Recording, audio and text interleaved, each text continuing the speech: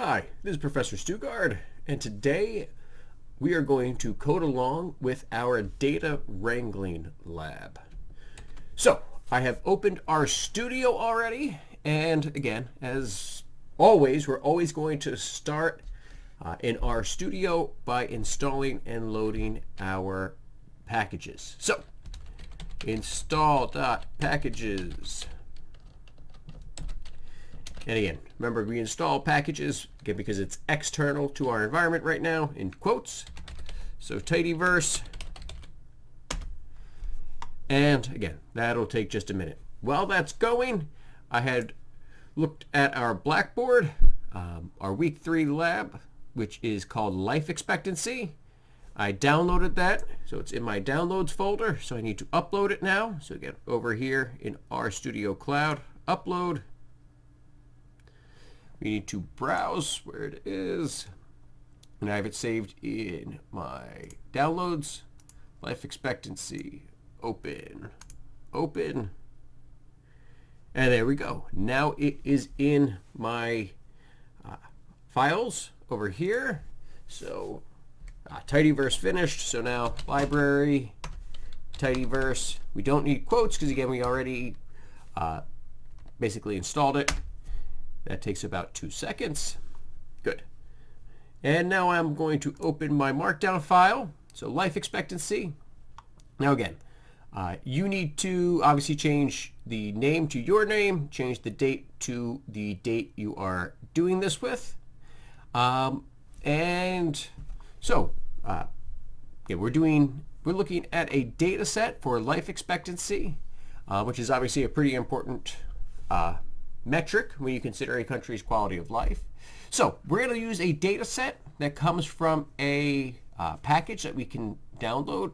And again, it includes 142 different countries over the course of, well, several years. So, well, I guess we should take a look at that first. So we need to install and then load the Gapminder package. So again, I've included the code there so you can copy and paste if you would like.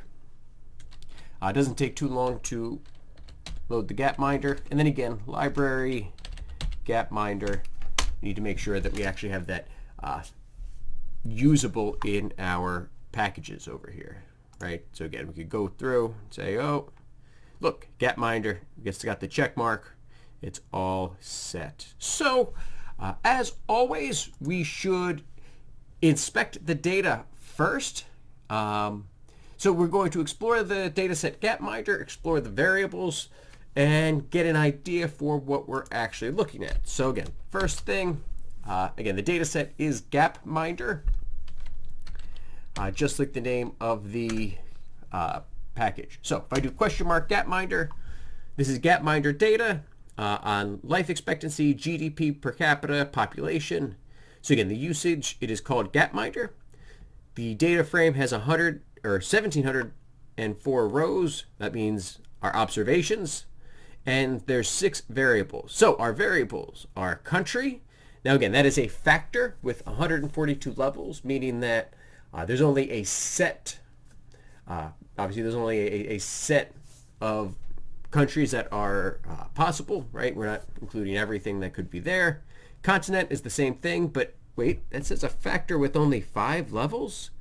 Huh. We're definitely going to have to look into that because last I checked, there were 7 continents.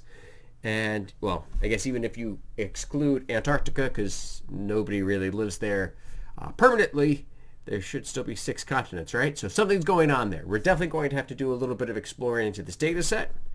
The year, so we go from 1952 up to 2007 in increments of 5 years. All right, so then we have life expectancy. So we can see that the variable life expectancy is your life expectancy at birth in years, and they're using the snake case. Pop for population, and then GDP per capita, which is your gross domestic product, but in this case divided by your population. So it looks like there is a supplemental data frame in there as well. We're not going to use that. We have the source, which comes from gapminder.org. And I encourage you to check that out at some point too. Again, you can just click it and the Gapminder website so you can understand who actually created this data set. All right. So they give you some examples about how you can use Gapminder as well. But we definitely need to take a look here. So I'm going to take this Gapminder data, Gapminder, and I want to put it in my environment to look at. So I'm going to call it Gapminder _DF for data frame, and that is Gapminder, the actual data set there. And again, we'll let our studio autocomplete for us whenever we can. So Gapminder, enter. Now it is in my environment. Good, good, good. So again, I can click it, and so I can see it as a table. So again, looks like we have country, continent, year, life expectancy, population, GDP per capita, just like we expected to see. Looks like it's ordered, I guess, alphabetically by country. So you have Afghanistan, which is in Asia, and then again, we have all the observations for the different years. So 1952 is its own observation, then 57, 62, and so on. All right, so let's take another look. So question mark. Actually, no, we did the question mark. So now we'll take a look at, we'll just double check, make sure that, well, I guess we can see the number of rows and columns. But again, we want to take a look at these variables. So the best way to do that is glimpse. So we're going to glimpse and Gapminder. And yeah, we can use our data frame that is in our environment, or we can use Gapminder that is in the package that we can install too. So again, we take a look. Country factor, continent factor, years an integer, life expectancy is a double, so it definitely looks like we're rounding there. Population is an integer, and GDP per capita is a double. All right, so we still don't know exactly why there's only 5 continents, right? All right, so let's see. How can we figure out what the different continents are? How can we explore that variable? Well, again, I can take a look here and start scrolling through. So I see Asia, Europe, that's 2, Africa, that's 3, and then Americas. So Argentina is Americas, so that gives us, let's see, what was that? 1, 2, 3, that's our 4th one, and then Oceania would be our 5th one. So it looks like they've grouped all of the Americas. North and South America is being grouped together in this data set. And it looks like Oceania is, again, that's Australia and all those surrounding islands around Australia too. And again, we are going to be working with our data wrangling function, so we're going to be able to filter and see a few different things here. Now, this week we learned basically all of our wrangling functions. I mean, there's a few others, but these are the main ones, like filter, select, mutate, arrange, summarize. These are the ones we're going to be using all semester long.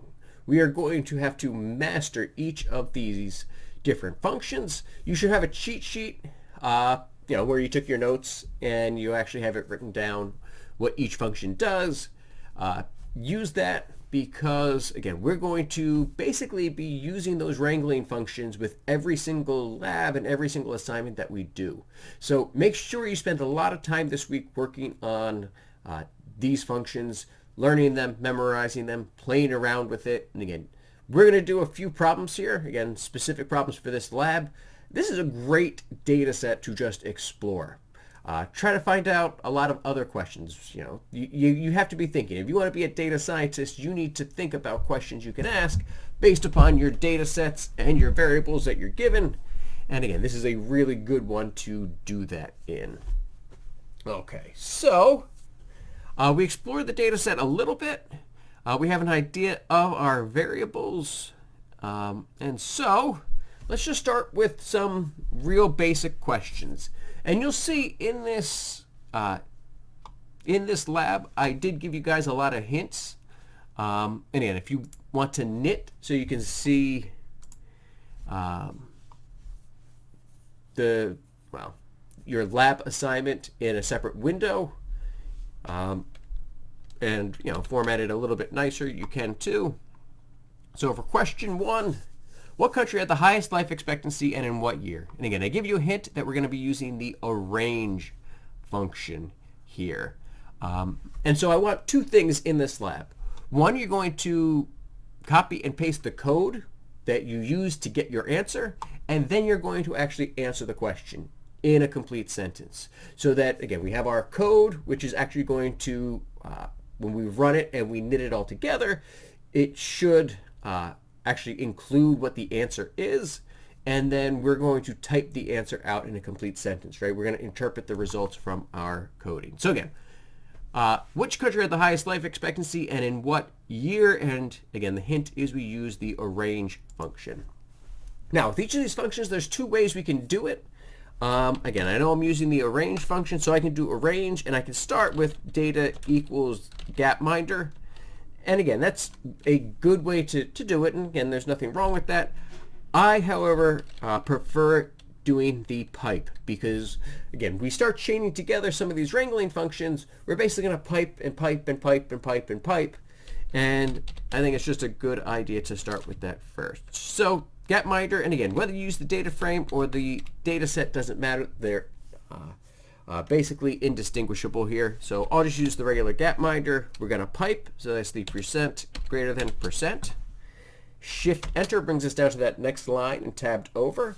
And again, we're using the arrange function. So arrange, and I said I want to know what the highest life expectancy is. So how am I going to figure out what has the highest life expectancy? Well, we're using the arrange, which is going to arrange my data, and now my argument becomes how do I want to arrange it? And I want to arrange it by life expectancy. Now what we have to do is make sure that we type that variable name exactly as it appears. So again, typically I use the underscores to separate my words. They're using the they are using snake case here. So arrange and life expectancy, and again, you'll see it start to autocomplete. So again, I use that feature of RStudio when you can, make life a little bit easier. So life expectancy, enter, and oh, wait a second. So Rwanda, back in 1992, they had a life expectancy of 23.6 years. And if you are not aware, there was a terrible genocide going on in Rwanda at that time. There's a movie called Hotel Rwanda, I think with John Cheadle, that won a bunch of awards a few years back about that, because again, a life expectancy of 23.6 years, that's pretty terrible. And especially you see that it's kind of an outlier when you look at the years too, 1992, and everything else is in the 1950s for the most part, except for Cambodia in 1977, which that would kind of coincide with the conflict in Vietnam at the end there. But this is not the highest life expectancy, is it? And so what did I accidentally do? Well, I arranged it, but again, remember, it's going to arrange by default from smallest to largest. And if I want to know what the highest one is, I want from highest to smallest, which means I need to do it in descending order. You can use negatives, but I prefer to write the descending. And again, you'll notice it happens a lot in R. There's a lot of different ways to get the same results. And again, it's just a matter of kind of playing around with it, and you'll develop your own habits. So again, I want to arrange life expectancy, but now in descending order. So inside my arrange function, I now need another function, descending. So DESC, and then another set of parentheses. And your parentheses always have to match up. Everyone that opens needs one that closes it. So I need 2 parentheses at the end now. One for the arrange function, and then one for the descending order function inside of it. And now I run my code, and there we go. Now we have it with the life expectancy, the highest life expectancy being at the top, which was in Japan in 2007, which is the most recent year in this data set. And they had a life expectancy of 82.6 years. So that is our answer. That's the code that's going to give me my answer as well. So for question 1, I'm going to go back to my console. I hit up, and again, that recalls my last line of code. And again, you can keep hitting up to recall previous lines of code as well. But I'm going to highlight that, copy, so Control C, and then I'm going to paste it right in here in my light gray code chunk for question 1. So our question 1, here's my Gapminder being piped into the arrange by descending order for life expectancy.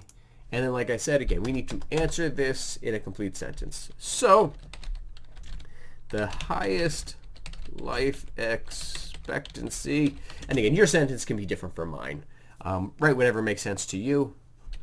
The highest life expectancy observed was in 2007 in Japan. So again, something like that. Again, as long as you include the name of the country and the year, however you want to write out your sentence should be fine. Again, make sure it's grammatically correct. Did I spell something wrong? So again, you'll notice that if you see squiggly lines underneath in your R Markdown file, it is telling you to do a spell check there. So you can right click and, oh yeah, I definitely spelled it wrong. And you can fix it. Sometimes it points out things like data frame. It wants data frame to be 2 separate words. It doesn't really matter. But again, it's one of those nice things in our Markdown, and one of the reasons we use it is when we create our professional looking at reports, it actually does do things like spell checks for us. Okay, so again, arranging, figuring out what the top and the bottom are in our data sets, very, very important. That's also useful for trying to figure out whether we have any missing data or data that was entered incorrectly, which happens a lot with data sets in the wild. A lot of times you'll come across a data set, and if you don't do things like arrange as one of your first functions, you just make sure that those variables make sense. There are often times that people type variables in wrong, or they don't know what it was, and so they're like, oh, I didn't record their year, or I forgot to ask them what year they were born, so I just typed a 0. Because, again, for the most part, humans are entering the data into these data sets that we're going to be using. And, well, there's always a chance that somebody made a mistake somewhere. And if you just do things like try to find the average without looking to see if there was incorrect data, which, again, the arrange function does very nicely, you can get some very weird answers. So, again, typically, that is one of your first steps. You explore the data, explore the variable, and then whatever variable you're very concerned with, and in this case, life expectancy, make sure you always do it in, or you arrange it in descending order and ascending order, and just check to make sure that the extremes make sense, that they actually are kind of logical values for whatever the variable is. And again, if I were to do this and I had I was not aware of the genocide that occurred in Rwanda 20 years ago, I might say, hey, that's got to be wrong data. And again, you could look it up, right? Google in on the internet, Rwanda life expectancy 1992 or whatever that was, and actually do a little bit of research. Make sure that that was entered correctly. Because again, a lot of your time, if you're actually doing this as a profession, is going to be cleaning up data that somebody else entered not exactly perfectly. But all right. Question 2, create a new data frame that contains the variables for country, life expectancy, and year. So I want to create a data frame that gets rid of all of the variables that I don't particularly care about. So again, this is another really, really important function that we do when we're first looking at data sets. Again, this data set is a fairly small data set. We're looking at small data sets so far. This one only has 6 variables. It is very, very common to run into a data set that has hundreds of variables. And if you try to run code with the hundreds of variables, it's going to get really compressed. You're not going to be able to see everything on your console. And so you don't need all of those columns. It's also going to make your code run slower. So you only choose the columns that you really need and then work from there. So how do we do that? Well, again, we see the hint is you do it with the select function. So again, I'm going to use the piping feature. So I'm going to start with my Gapminder data set. I'm going to pipe percent greater than percent. Shift enter to get down to the next line and indent, so that again we have some nice formatting. And then we use the select function. So select, and our argument, what goes inside the parentheses, is we're just going to basically take the those variables that we want, country, life expectancy, and year, and separate them all with a comma. Now, again, we have to make sure that we absolutely type those variables in exactly how they appear in our data set. And again, it might autocomplete for us, or again, we can take a look at how it's actually stored up here in our data frame that's in our environment. All right, but all I want is country, so country, again, we can autocomplete because again, once we pipe the Gapminder data set in and we tell R, okay, we're going to be piping the Gapminder data set in, it actually is very, very smart, and it knows to only choose or help you autocomplete variables that are actually in that data set. So we wanted country, we wanted life expectancy, comma, and the year. All right. So those are the three that we want. Remember, if you want to exclude rows, we use the minus sign. So I could have actually gone through and done minus continent, minus population, minus the GDP per capita, and I will get the same result.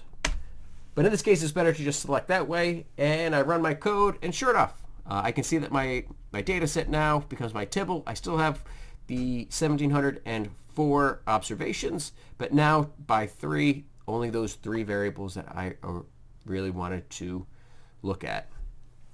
Now, again, typically what we would do with this is we would then store our new data frame here in a new spot in my environment. We don't necessarily have to do this time. I'm just going to copy and paste my code. And again, I didn't really ask any questions with this. This is just really, transforming our data set so that's more useful. But typically what we would do is our first line of code, we want to store this somehow. So we would create a new data frame, like let's say, I don't know, country, and again, country underscore life expect and year. And if I do it that way, now, again, see over here in my environment, I have the observations, but now those 3 variables. And again, I have my data set now stored separately in my environment, which is very useful. Again, now I can see only those 3 variables, and it's just, again, typically easier to work with. Again, we're not going to worry too much about that today because, again, this is not a big data set that we're looking at. But again, this would be the typical process of going through a data science type project. Okay. Moving on to question 3. How many observations are there for the year 2007? How many observations are there for the year 2007? Anyway, I gave you the hint here. We're going to use the 2 functions, filter and nrow. Those are the 2 easiest ones to use here. Okay, so again, Gapminder data set. We're going to pipe it in. And the first thing I want to do is, well, filter my data. So again, select lets us select the columns or the variables that we want. Filter is how we can filter out for specific rows or specific observations. So we're going to start with the filter function. And like I said, I want only the year 2007. So I want when the year equals 2007. Now, this is going to give me an error in my code. If I try to run this, I'm going to get error, check, problem with filter input, it's named, and again, one of the really nice parts about using an IDE or again, a programming interface like RStudio, it goes, this usually means that you used an equals instead of the double equals. Did you mean year double equals 2007? And again, how nice. It told me exactly what my mistake was. And yes, when I'm doing an operator, right, I'm comparing things, I do need to use the equals equals, because just one equals is, again, typically reserved for other functions in programming languages. For example, in Python, one equal sign is how we store our variables. Again, RStudio, I really like the arrows, and you can actually put the arrows both ways. So there's some really nice parts about using R for storing variables, but again, a single equals is typically storing variables for other programming languages. So we always have to use the double equals. And now if I do the double equals, there we go. All right. And now I can see, oh look, that worked. It filtered only the year 2007. And, I mean, we can see here, it's going to tell me what the table size is, 142 by 6. So, okay, there's 142 observations, which is going to match the fact that there was 142 countries. And that is our answer. But again, typically we want to use functions, if we can, that are going to actually output the result we want. And then we're going to be able to combine that with different code later on to, again, create better functions or do new columns or new variables. And so we really want to know how to kind of work that all together. So again, I hit the up key so that I'm back to my last line, Gapminder piped into filter, and then the year double equals 2007. And then I'm going to pipe those results into my n row function. So n row, my two parentheses, and again, I don't need any arguments in there because again, my data is being piped in. My argument is the piped data. So it's saying, all right, take the data frame Gapminder, filter it just for the year 2007, pipe it in, filter it, take those results, just those filtered results, pipe that into my counting function for n row, and again, it's going to return that number 142. So again, that little bit of code now outputs the exact number of rows or observations in my data set. So I'm going to copy that. I hit up again to recall that code. Up. I'm going to copy and paste my code and my answer.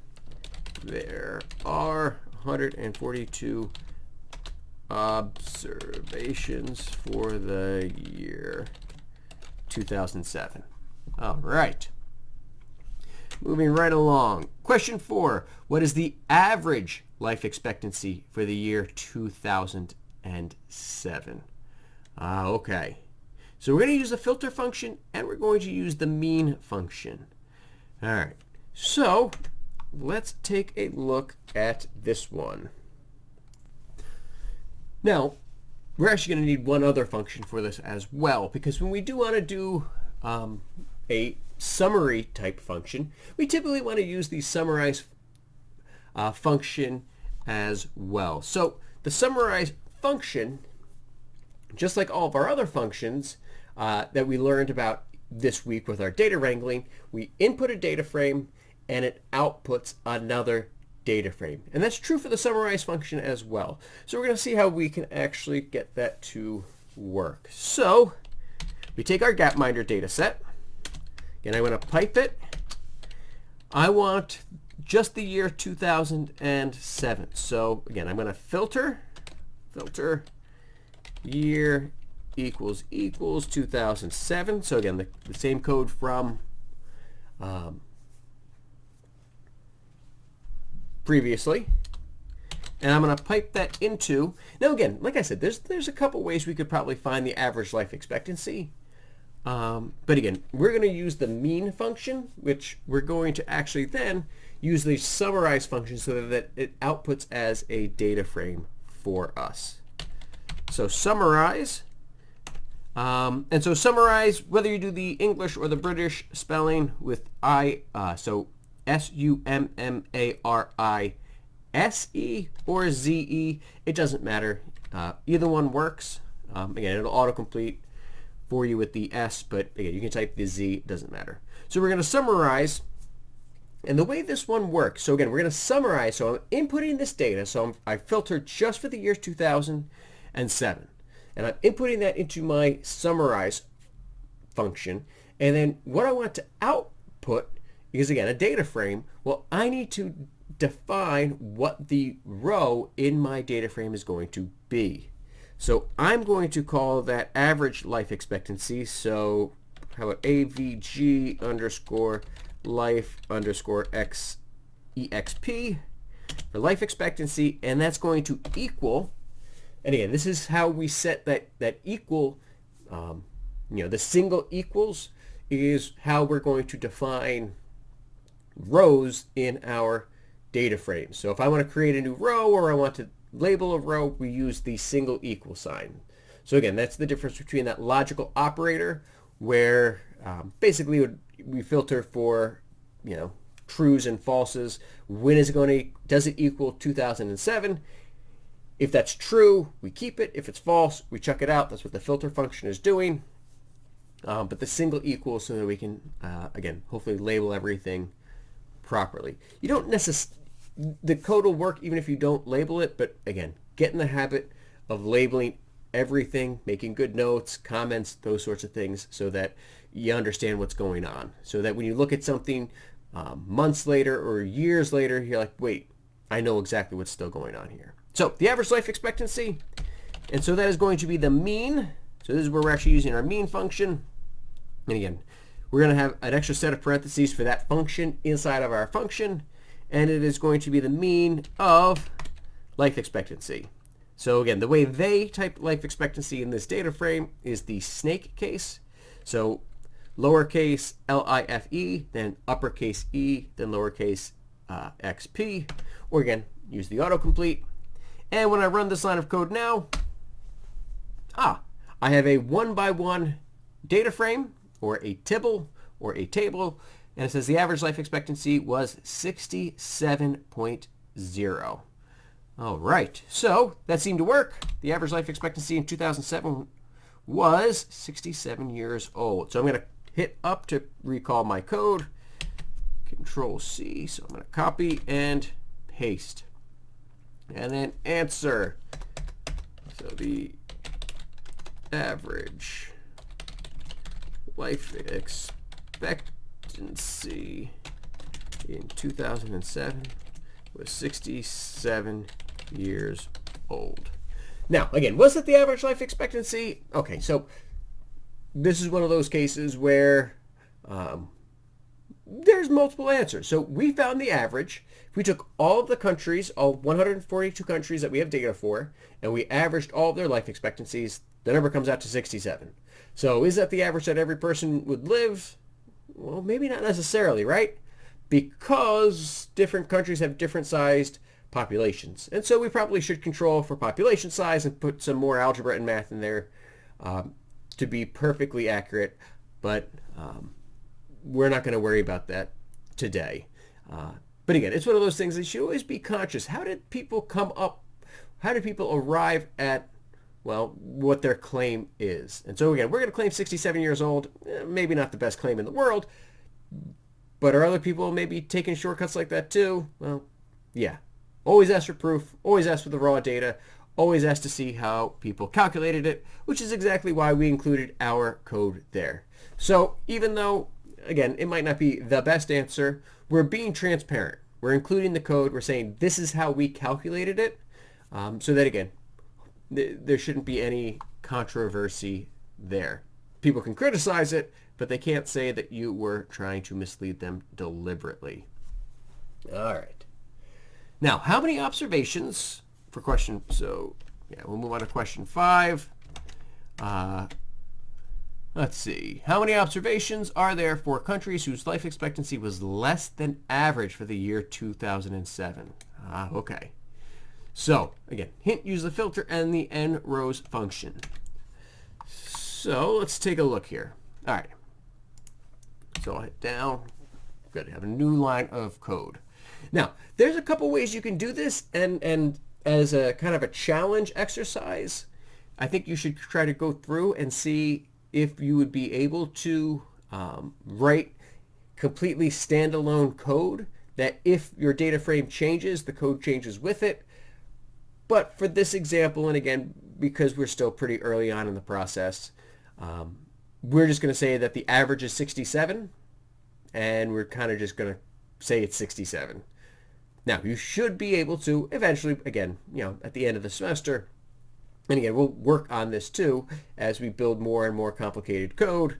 Can we write code that finds the average and then insert that code into our new code as part of kind of the filter? And if that doesn't make sense now, don't worry about it. Like I said, we'll work on that as we go through. And again, a nice challenge problem for you to work on your own. Okay. Anyway, we're starting with our Gapminder dataset again, piping it into, and now we're going to filter.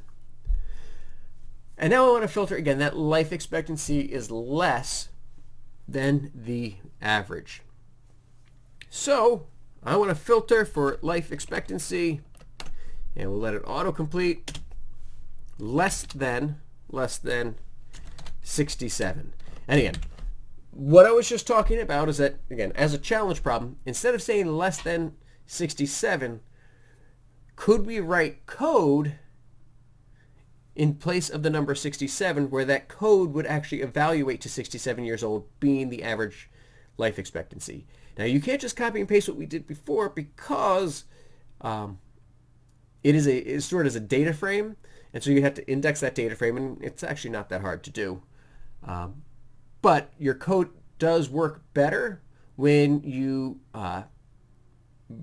basically don't just say, oh, it's the number 67. Because if our data frame changes, if our data changes, or we update the data frame, that might not be valid anymore.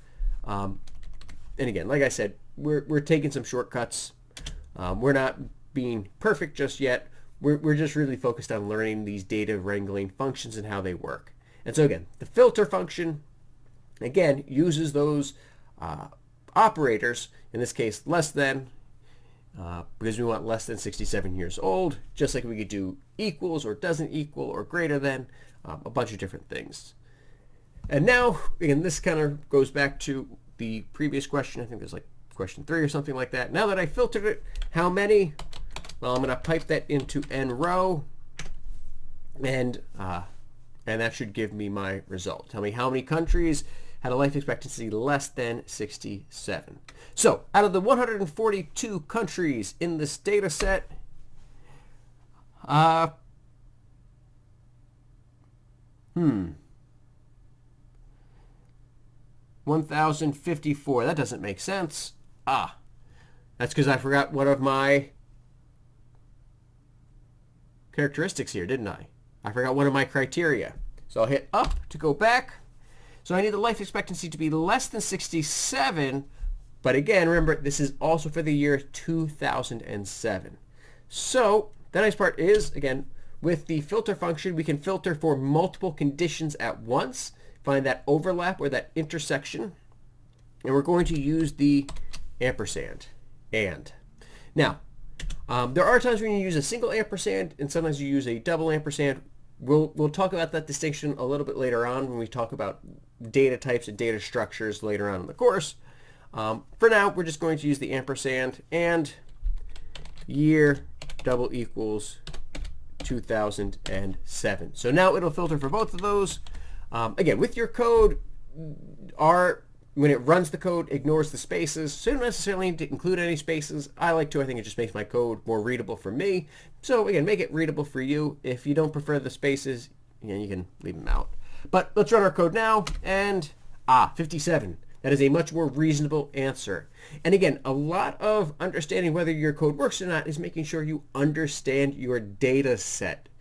All right, because I know that there's only 142 observations in the year 2007, the fact that my answer came back as 1,054 means I must have made a mistake. Even though my code worked perfectly, my code did not do what I wanted it to do. What it did was it did exactly what I told it to do, which is kind of the frustrating part of working with computer languages. It's only going to do what you tell it to do, not what you want it to do. So 57 seems much more reasonable in this case, and that is the correct answer. So I am going to copy and paste my code. There we go. So again, life expectancy less than 67, and the year has to equal 2007. So my answer, out of the 142 countries, what was it? 57. 57 had a life expectancy less than the average of 67 years. Okay, and again, when we write our answers, when we write our conclusions, we should be as detailed as possible. Again, we need to make sure that we have commentary that goes along with our code. So again, we should always include our data, our code, and our commentary about the code, which again, in this case, is just answering some basic questions and making sure that, well, if someone reads this and they have no knowledge of computer programming at all, they should still understand what our answer means. All right, so moving on to number 6. Overwrite the life expectancy column with the life expectancy rounded to the nearest whole number with the round function, and then store the updated data frame by overwriting our Gapminder. Okay, so,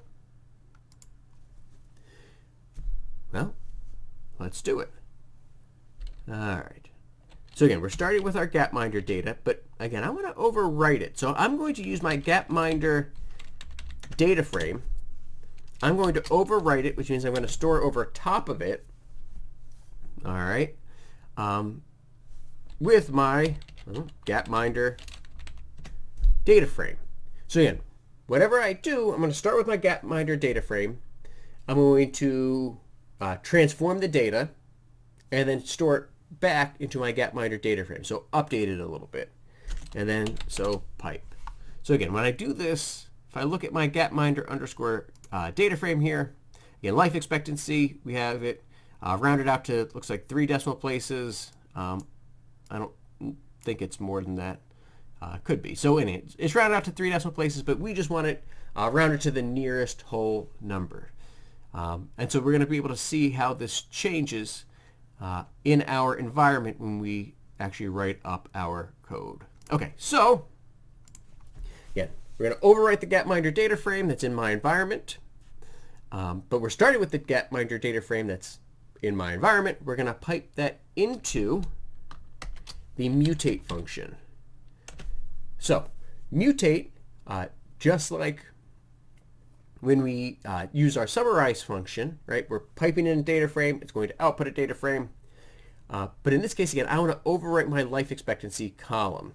So I could create a new column, or again, I can overwrite an existing one using the mutate function. So again, the column that I want to adjust is life expectancy. So that's, I'm going to overwrite the one that already exists. Equals, again, that's how I have to define it. And then round, well, my life expectancy column. So we have the 2 sets of parentheses here at the very end again. So Gapminder data frame, overwriting the Gapminder data frame, mutate life expectancy equals round. So again, let's see if this works. Press enter. Now notice that it didn't output a data frame in my console. Well, because that's not what I told it to do. I told it to store the answer, store the result in the environment in my data frame. And if I click data frame now, oh, there we go. It's now rounded to all the whole numbers. And by default, the round function will round to the nearest whole number. However, if you wanted to round to different decimal places, you can obviously do that as well. And again, if you have a question about any of these functions, in the console, question mark, round, and rounding of numbers. And you can actually see that there's a whole family of rounding numbers. There is ceiling, floor, truncated, or round, the usages. And you can see the arguments here. So you have round, you import, or your first argument is your numerical vector, which again in this case was my life expectancy column. Your second argument could be digits, and so you can set how many digits you would like to round to. So by default, it's round to the nearest whole number, so 0 decimal points. But again, you could change that to round however many decimal points you wanted. So if I said digits equals 2, it'd round to 2 decimal places for me. Actually, I'll show you that in just a second. But before we do all that, let's preserve my code here. So up, up, up. Get back to, and I had to hit up a few times to get back to my last line of code. Copy and paste that. And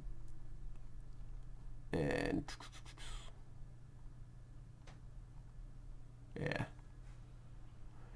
Now this might actually give me an issue. So I'm going to, because I have not defined my Gapminder data frame yet in my R Markdown.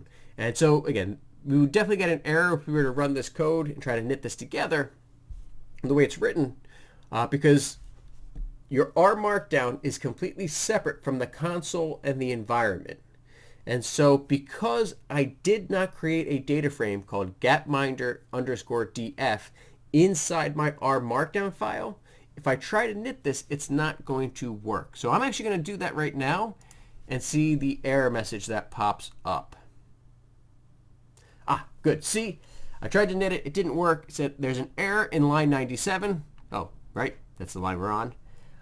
We called this object Gapminder_df, but couldn't find it because it only exists here in your environment. And that's another thing that can be very frustrating working with R at first, is that you do all this work in your console and your environment, but unless you're specifically preserving that code in a code chunk in R Markdown, it will not preserve it. Now, what I can do, however, is use the Gapminder, which is actually part of the package, right? That's what we've been using the whole time.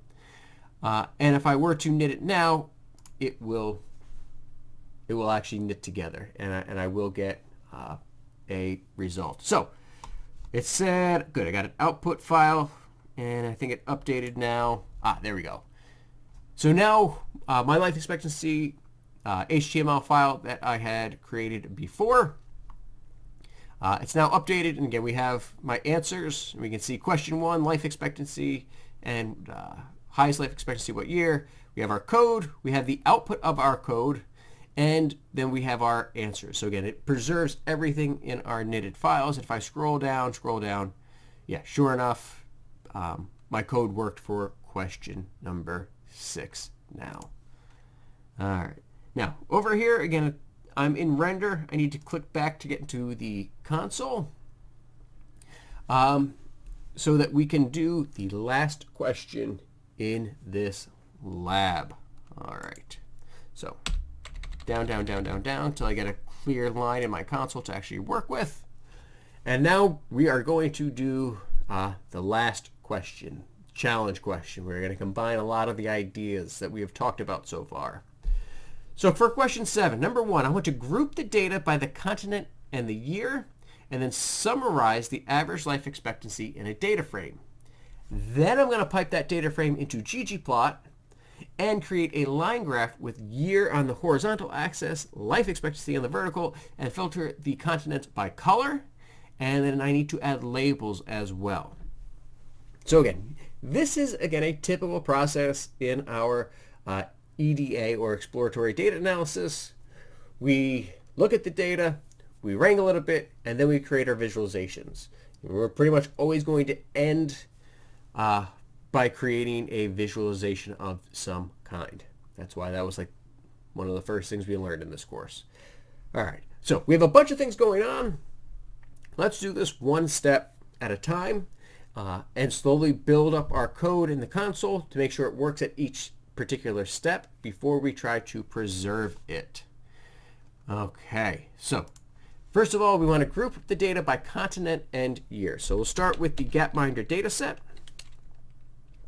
And I'm going to do my underscore df that I've created because, again, what happened now, I created this Gapminder underscore df, in my code, and that rounds the life expectancy to the nearest year. So I'll get nice, neat integers, hopefully, when I do this.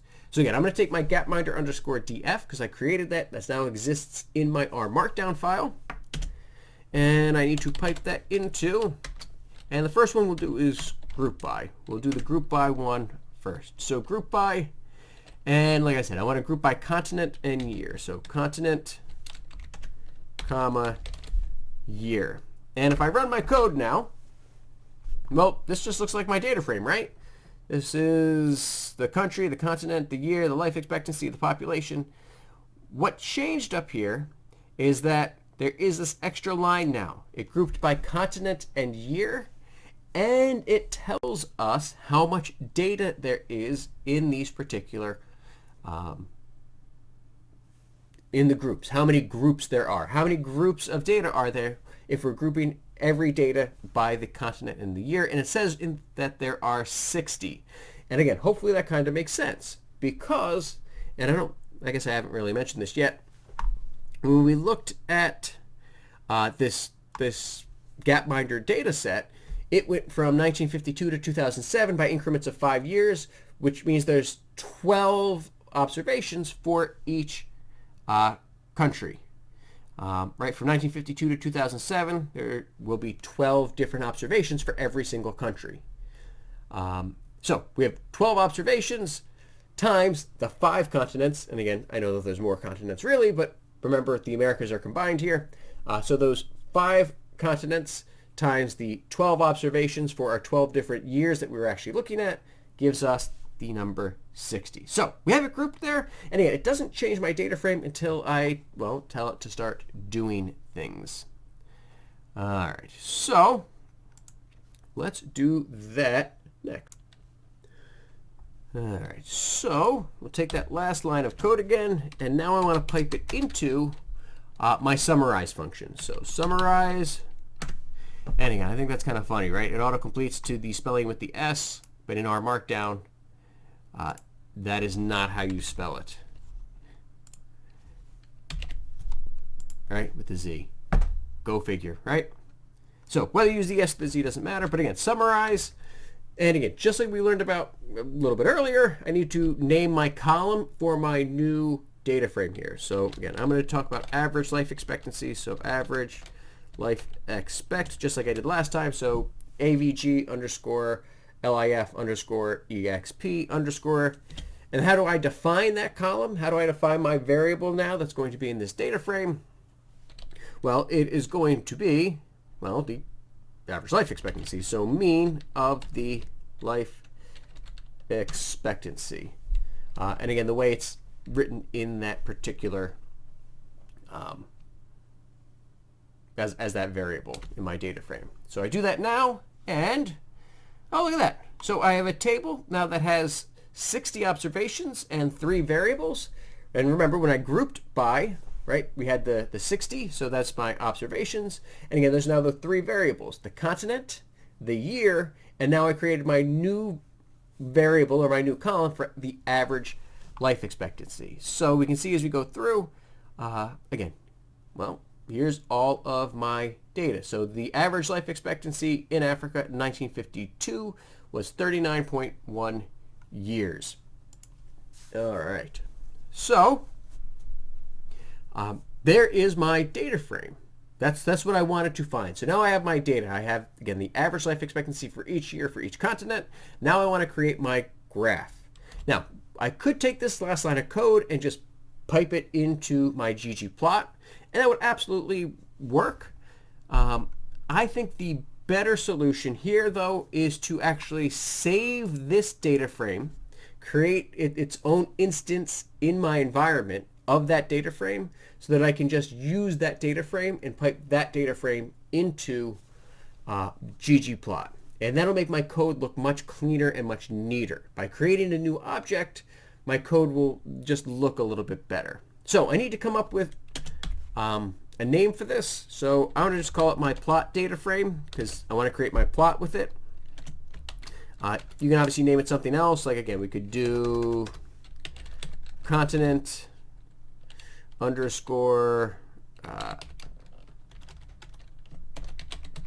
average data frame, whatever you want. Again, we just need to make sure that we remember what it's named and use that specific name in our code as we go through. So sure, I'm just going to do continent average data frame, run my code. Has group by continent, you can overwrite, yeah. And let's just take a look. So continent average data frame, we'll just double check. So again, yeah, Africa 1952, the average life expectancy. Then we get to the Americas, 1952, the average life expectancy, so on, and so on. Okay, good. So it looks like that's what we want. So I'm going to preserve that code first. So hit up, copy, paste. Preserve that code first, and we're going to have extra lines inside our code chunk here.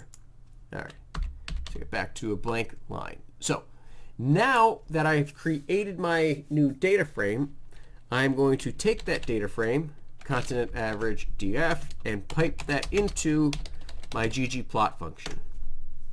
All right, so now I'm going to be able to create my graph. Now, the first thing I need to do with ggplot is, again, define what my x and y coordinates are going to be. So that is done using my aesthetic function, or AES. So AES and then parentheses. And again, we're going to have functions inside of functions, so 2 sets of parentheses. Make sure they match up. And so my x is going to be, for this graph, so I think it's the horizontal is the year, right? So pipe it, create a line graph with the year on the horizontal. So my x is year, comma, life expectancy is the vertical, so y equals life expectancy. No. So I got to be careful here. I almost started typing life expectancy again. Remember, I'm using my continent average df, and in that data frame, life expectancy is actually stored as average life expectancy. That's how my variable is. And again, you'll see if you start typing life expectancy, it doesn't autocomplete for you because RStudio knows that that is not a variable in the data frame you are originally piping from. So avg underscore average life expectancy. So that gives me my x and my y. Again, double check real quick. Good. That's my x and my y axis. There is one other thing I need to include in my aesthetic though, and that's because I am going to filter the continents by color. So color equals continent. There we go. Color equals continent. So if I run my code, well, yeah, that's not going to change anything, right? Because I haven't actually created any graphs yet. So I have ggplot. I've defined my horizontal, my vertical. I know how I'm going to filter my results. You know, I'm looking at that variable as well. And then remember, we've been using the pipe function because we use pipe functions with all of our wrangling, and that's how we get a data frame. You know, input a data frame, output a data frame. Now we're doing ggplot with which is our graphics. And anytime we do our graphics, remember you want to think we're adding layers to our graphic. So our first layer is our blank plot with just the x and y axis labeled. And now we need to add our layers for the line graph and then our labels. And so the first layer we want to add here, so we plus, shift, enter. What kind of graph? Well, a line graph, right? Now, every time we start a graph, the type of graph is a geom. We call it a geom. So geom, G-E-O-M, underscore, and I want a line graph, which, what do you know? It's line. So geom underscore line. And again, we see that that is a line graph. Connects the dots in order, creating, well, like I said, our line graph. So geom line. Now, I don't need to include any arguments there. Again, it's just a line graph. I could, change the width or the size of the lines and do other stuff if I wanted to, but that's really not necessary. Let's run my code. Very nice. I have my graph now. I have everything separated by continent, so each continent gets its own line in its own color. And now I can see some some nice trends here. So again, if I were to interpret this, I'm like, oh, looks like life expectancy has continuously gone up in the world. We do see that Oceania and Europe are there at the top. They've had the highest life expectancies over the last, I guess 60 years for this, or 70 years. And again, they're increasing. Everyone else is increasing too. Africa down there at the bottom is definitely has the lowest life expectancy. But again, this is a nice looking graph. So that's what I wanted to see. But those labels are kind of ugly, aren't they? Average life expectancy? No. We need to make our graph look better for our final product, which means I need to add another layer for my label. So plus at the end of that line of code, again, I just hit up to get back to it, and then my labels, which is done with the function labs. So my label, so x equals, and in quotes, that's the year. Again, I'm going to make that capitalized. Then a comma. Again, we're going to need to separate each of these with a comma, each of these different arguments. Then y equals, in quotes, average life expectancy. Again, typically, I mean, you would assume, everybody would probably assume that you're doing this in years, but it never hurts to include your units as well. And then lastly, color equals, and in quotes, I was going to capitalize continent, because I think that looks a little bit better. Let's see. So is that everything? Label year, the vertical. Again, I'm even labeling the key so it looks nicer. Oh yeah, and all those hints I already knew about. Okay, so that seems like that should be everything. I run my code. Now my graph looks a little bit neater. Definitely looks a little bit nicer, doesn't it? So now I'm going to hit up, copy and paste this code. So again, this is going in question 7, and I'm going to paste it underneath my previous code. So again, I created a new data frame by grouping and summarizing. Then I use my new data frame to create my plot. And that is, that's it. That is it for this particular lab. Again, might be a good idea to label your project. So again, life expectancy lab. I'm going to make sure it works. I'm going to knit it as a PDF because that's, again, the output I want. Don't forget to change the name and the date. So down to knit to PDF. Let that run. And it'll create my nice, neat, professional looking report. There we go. And as I scroll through, again, double check, make sure everything looks good. We have our graph on the last page here, which again looks really nice in our PDF. Save that PDF and then submit it on Blackboard using the submission link.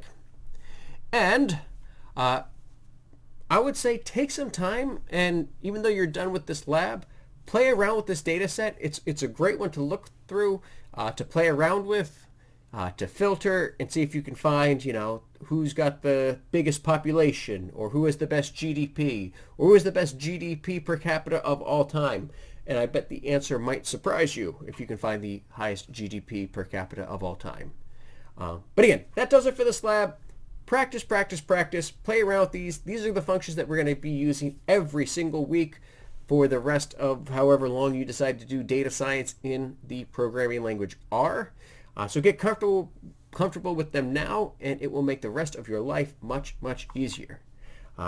Hopefully this went well, and well, submit your labs and take care of yourselves.